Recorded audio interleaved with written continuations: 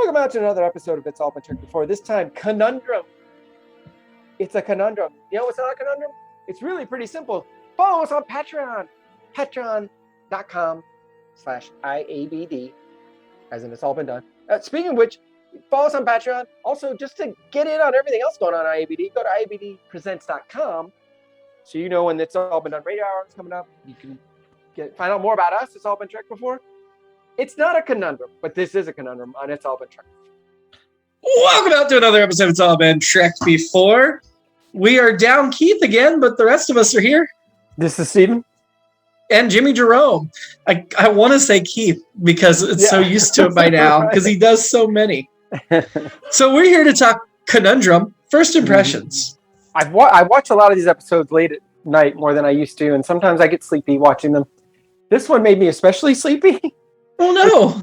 Maybe a comment on the episode, but I think there's some interesting stuff going on here. I wish the episode was more about the naked, I'm going to call it the naked time aspects, the relationship aspects, because I thought those were a lot of fun, rather than, because I felt like the actual conundrum, I guess I'll say, of the episode was not as interesting, because I felt like I knew right away, like, oh, that's the problem, and then we're just going to find out why that's the problem. And then I think as different things are introduced, it's like, oh, we pretty much know what the issue is here. It's just a matter of when the crew will figure it out, which I guess is like, I guess can be interesting, you know, like in a movie where it's like, oh, we know who the murderer is, but the people in the movie don't know.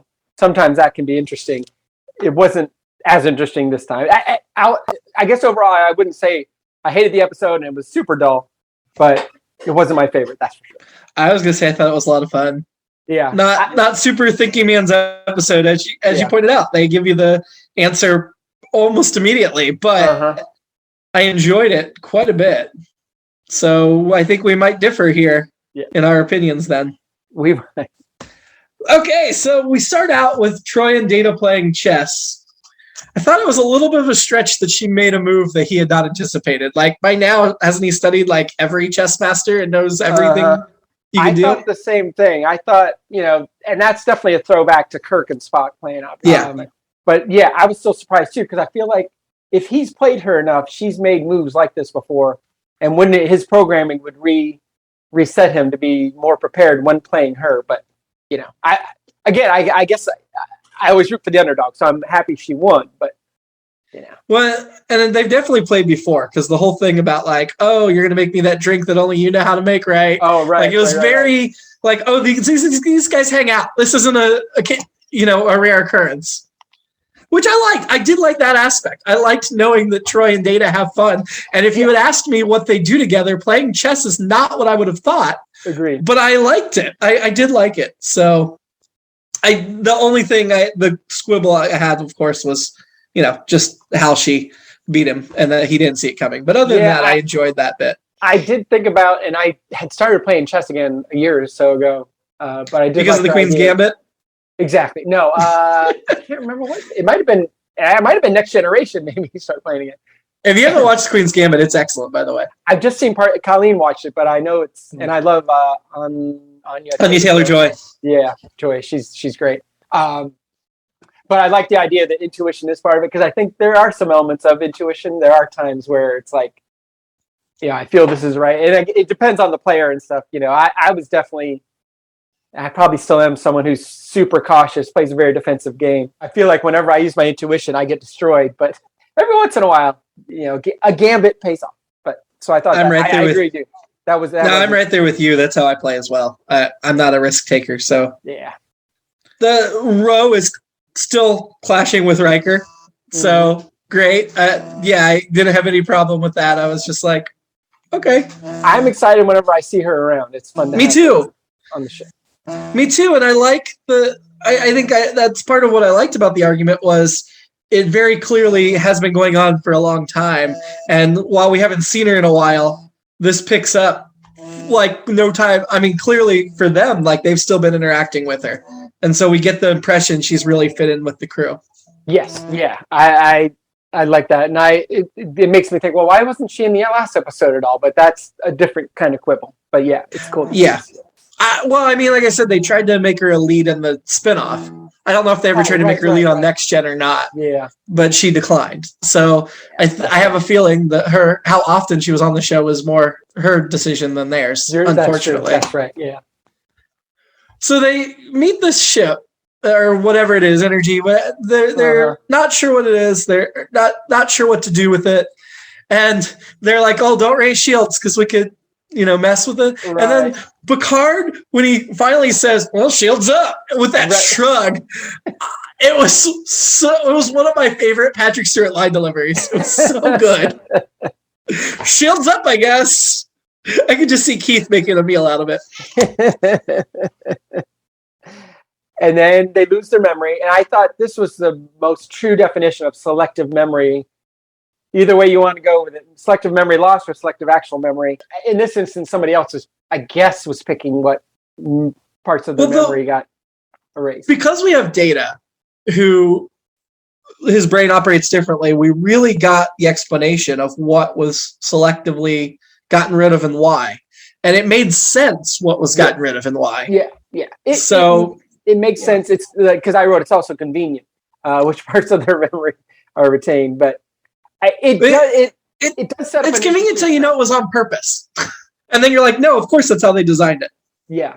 It's an interesting setup, and we'll get into all the Ro, Riker, Troy, all that stuff. I thought was great. I wish there'd been more of that with other people in the ship. Not necessarily of the sexual / romantic nature, but just more of other people engaging. The fact they decided that Data was the bartender and Worf thought he must have been the commander. Those all make sense and they're funny. So those things were fun actually. The only problem I had with the Worf thing is the pips. So they remember all the ship's operations. They don't remember what pips represent. Yeah. And even if you take for granted that they don't remember what pips represent, we can look around and say, she's got 1. He has 2. They have 3. He's got 4. So either Ro or Picard's in charge, depending on how the scale works. Yeah. So but I did appreciate that, of course, Worf has a commanding attitude. And what's great is in a few years, we will see him command a ship. So, the command path for him, he's on it, and it will be something to explore. And I think he's a good commander. And I think the fact that McDuff turns to him as he's the one who's going to be on my side, let's blow them up. Also, maybe I'm coming around this episode. I appreciated that one as well. I thought that makes sense that he would go to him, and then at the right moment, Worf. I guess it's kind of Worf's character arc overall. It's he's the one who's quick to action, but he's also, as time's gone over these 5 seasons, he's also become more of a thinking guy, not just an action guy. Where he's going to think it through. He's not just going to impulsively respond necessarily.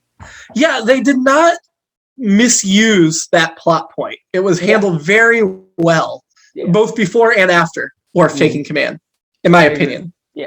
And Data the bartender, that was comic relief, but it was good comic relief. I wish we got to see him being a bartender more. Right. You speak of what you're saying about leaning into it. Right. Those would have been good scenes. Yeah. I think we could have done some of the O'Briens and him. Yeah. I'd like to see more of that than the A plot, which, like I said, I thought was we know what's going on there, but even that part could have been comic, but I think I'd lean towards let's make this funny. But oh yeah.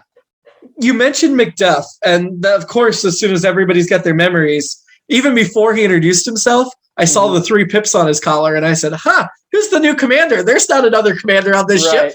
And also, he was the only one talking with them.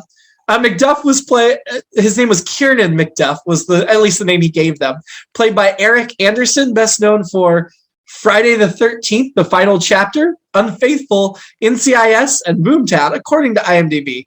He's still an active actor. He was in Bosch, Major Crimes, Franklin and Bash. No Seinfeld credits. This is his only Trek credit. Looks like he does a lot of crime-type stuff. I probably know him best as Dr. Edward Porter in 9 episodes of the television series Felicity. Back 20 years ago. Yeah. But he was a familiar face that I'd seen before. Another big clue that this is the guy that something's up with. Yeah. I mean, to be fair, occasionally Next Gen has people that aren't famous yet in minor roles. But I was like, oh no, I recognize him. There's something going on there. Yeah, just the fact that he was he stuck out like a sore thumb, obviously to us, which is part of the not really the joke here, but it's part of the deal of the episode. So yeah. Well, I'm glad then they didn't try to like make him just a lieutenant or an ensign so that there was more of a mystery. I kind of appreciate that they're like, you guys are going to know this guy's off, so let's not even try to hide it from the audience. Yeah. I appreciate that more than if they tried to do something tricky with it, I think. So yeah, Riker mentions the holodeck. Oh, I could spend some time in there while he and Ro are walking around like, yes, you could. Look up Program Riker 1 through 69, I'm sure. Yeah, yeah.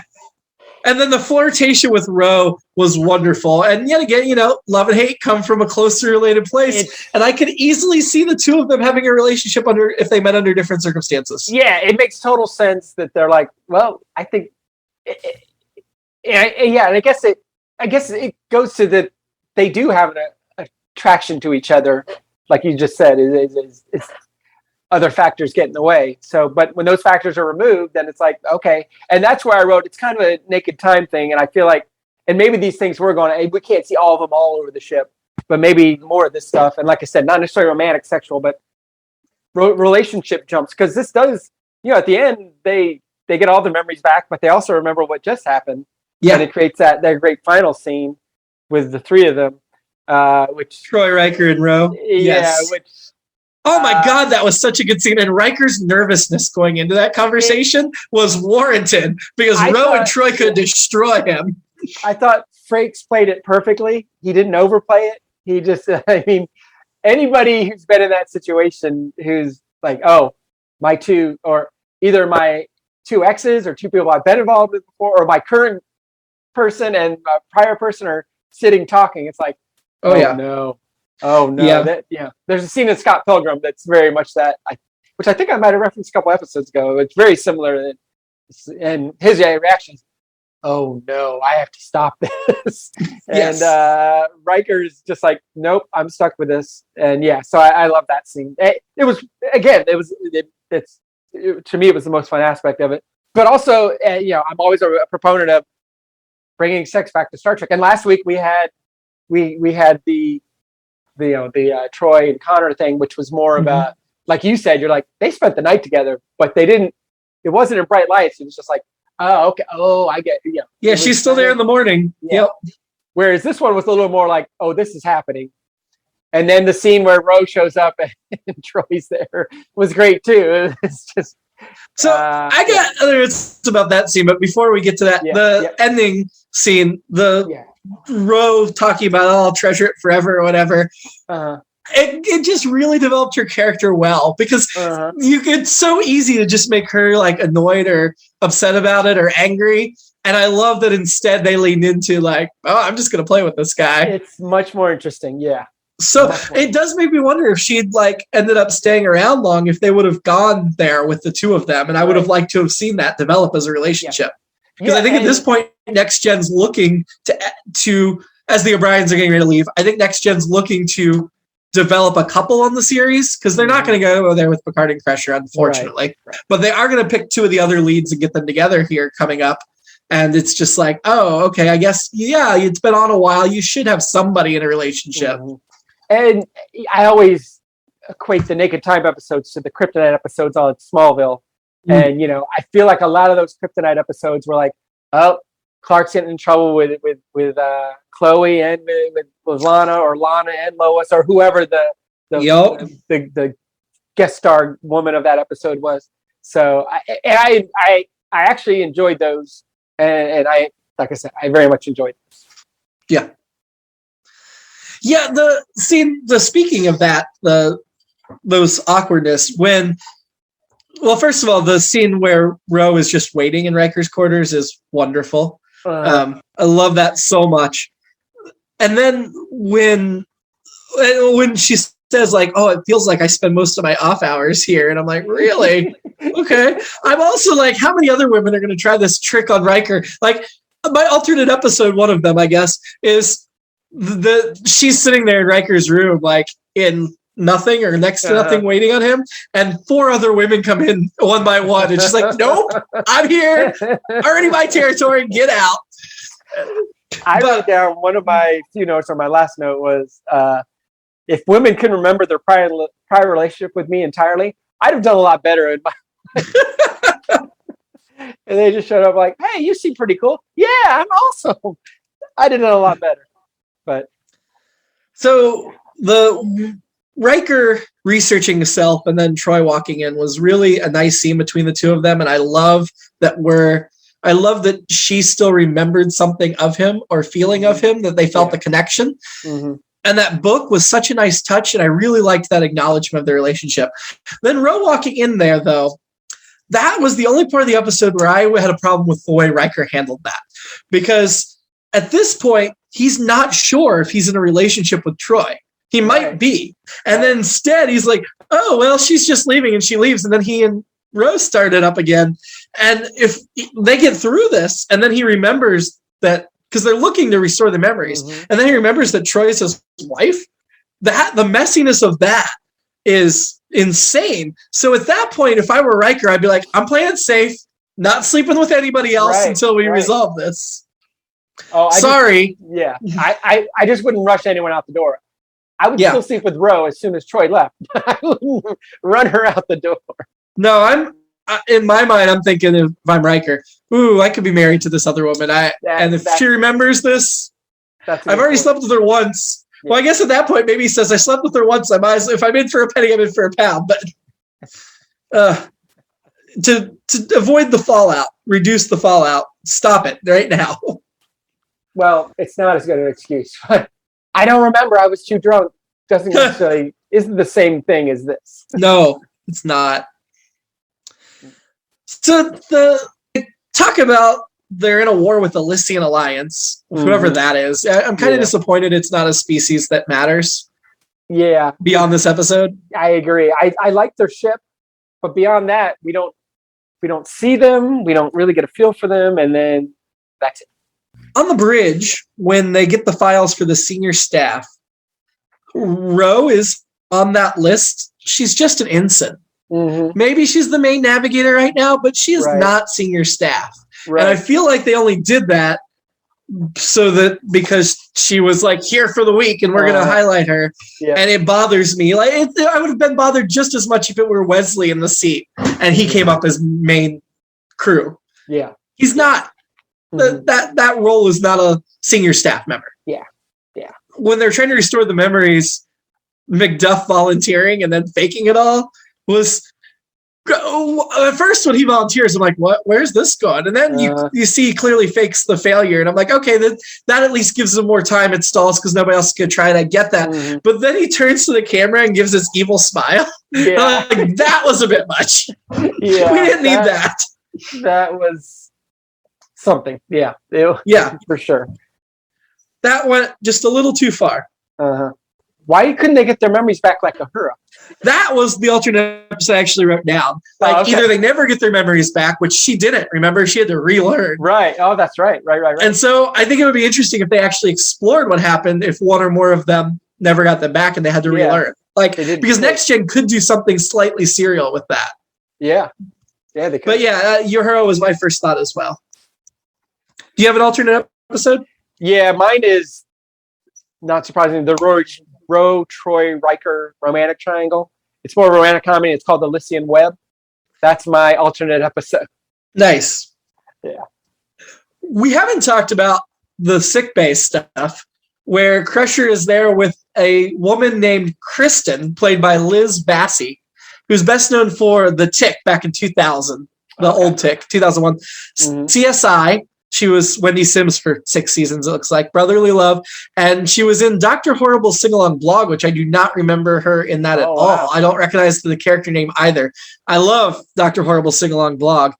More recently, she's been in episodes of The Tick. The animated. Is it animated? It says voice, but that was live action. I thought it was, yeah. Yeah. And 2.5 Men. Some other stuff. This is her only Trek credit. We're going on a run here of no Seinfeld credits. But I enjoyed her very much, and I guess she's my one fashion note for the episode. Fashion. Yeah, it's. I mean, it was just kind of like when O'Brien comes in there in fun clothes. I always like when we see them that they're doing something else. And I like the reference that this isn't the first time she's been in here, and she's done similar things before. Yeah. And Crusher's like, knock it off. You're going to get hurt. That's what holodecks are supposed to be safe. I like the whole resolution where Picard is like, you know what? I don't have my memories, but I could not destroy someone without the moral context. And I appreciated that that's how that went down. And I also knew that Macduff's attempts to get Worf to do a mutiny were not going to come to fruition because Worf is loyal. That's a core member of his personality and honorable. So I think Macduff obviously didn't know Worf well enough when he made that move. Yeah. But he just saw a Klingon and assumed. And we can assume Macduff's not his real name, right? Right. I'm calling him that because they never gave us another name, but there's no way his name is Macduff. Yeah, and I was thinking Macduff was the bad guy in Macbeth, but he's the good guy in Macbeth. Ah. He's also the beer mascot in Simpsons. Which Macduff in Macduff in this episode probably thought he was the good guy. But yeah.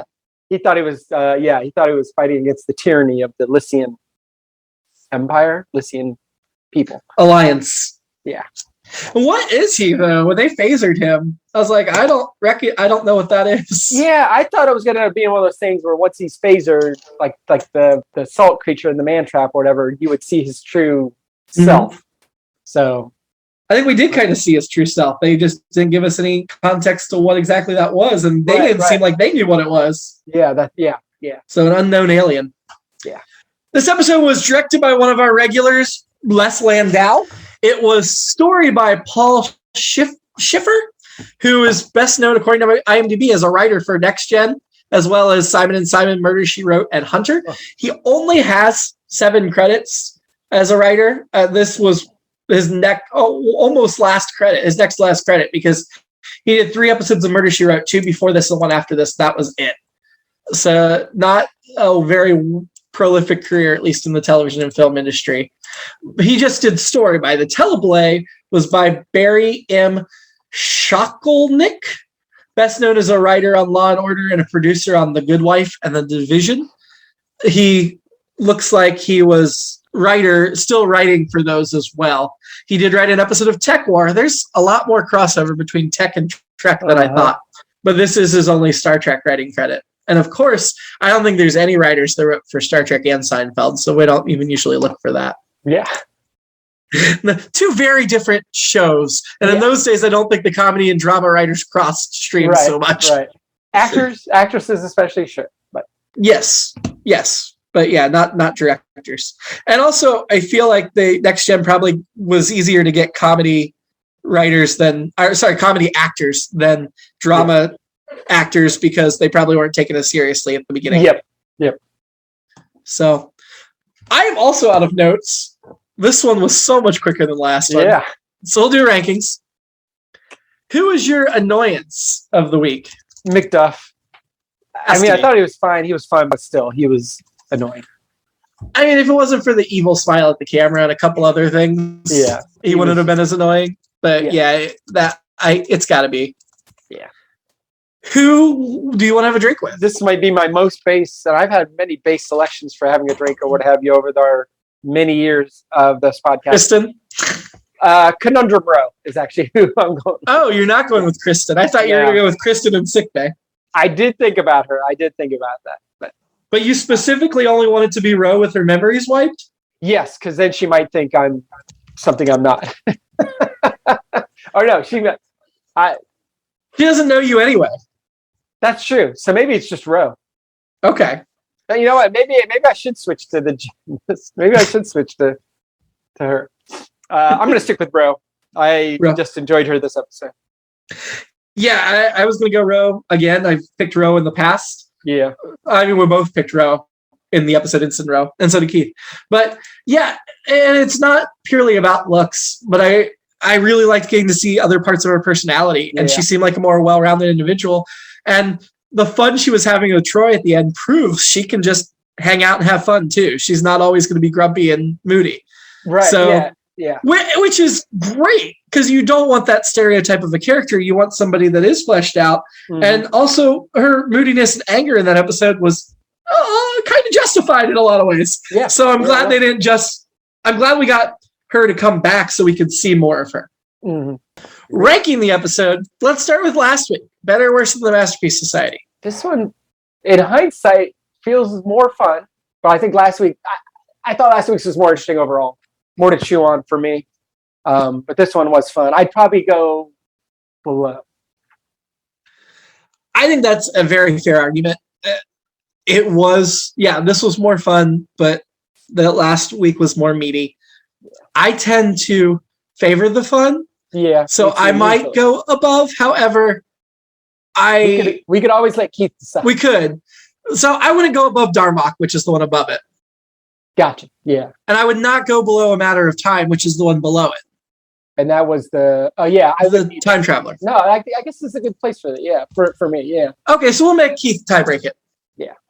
Because honestly, I could kind of go either way. Yeah, and this is another one where the A plot for me was just whatever, but the other, the bounce offs from it, like I said, I keep going back to Roe and Riker and all that stuff was fun enough that I enjoyed it. And for a little while, the why of how, not the why of how their memories got erased, but because we kind of knew, but the why of how they were going to handle it was interesting for those first several scenes as well, I thought. So, yeah, I think if we didn't have Keith coming back, and I'm sure he'll watch the episodes because he always watches what he misses. If we didn't have him coming back, I think I would let you talk me into whatever because I don't feel super strong that it's better or worse. Yeah. I just feel like they're both good episodes for very different reasons. So yeah. So, but because we have Keith, we're going to be mean and make him tiebreak. We'll let him decide. And I will make sure he knows he has to tiebreak. Next week, Power Play. A long-lost ship is found on a planet where cosmic storms prevented detection for 200 years. When a surface landing goes wrong, the away team is beamed back with a few extra surprises. All right. Well, okay. All right. Well, I look forward to that. Transporter accident away team, that does not spark my immediate interest. No. The surprises seems interesting, but not promising. The longer Hypnosis gives a ton of crap away, so I don't want to get into that. But I will mention that the next episode back has Roe, point in its favor, cool. And it has the O'Briens, Miles and Keiko. So 3 points in its favor. All right. Although it also lists on IMDb a transporter technician who is not O'Brien, which I was going to say I'm offended, but at the same time, if there's transport accident, I'm glad it's not O'Brien's fault. Of course. It wouldn't happen on his watch. Until then, live long. And something else I can't remember. Oh, hi, Ro. And prosper.